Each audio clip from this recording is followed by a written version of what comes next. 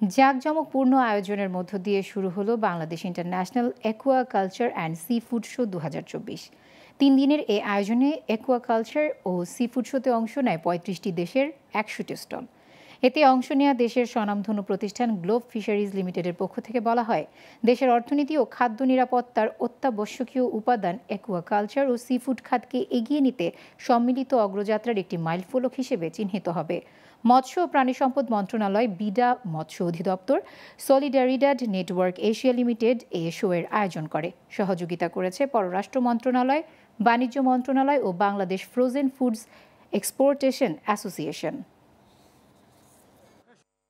আমাদের কিছু exclusive product আছে, যেমন কি আমরা আমাদের লোকাল মার্কেটে এগুলো থাকে না, যদিও আমরা বেশিরভাগ এগুলো এক্সপোর্ট ওরিয়েন্টেড ফ্যাক্টরি।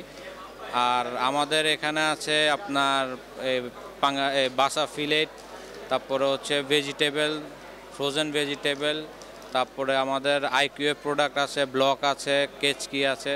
তো মূলত আমাদের ফ্যাক্টরিটা totally export oriented product company.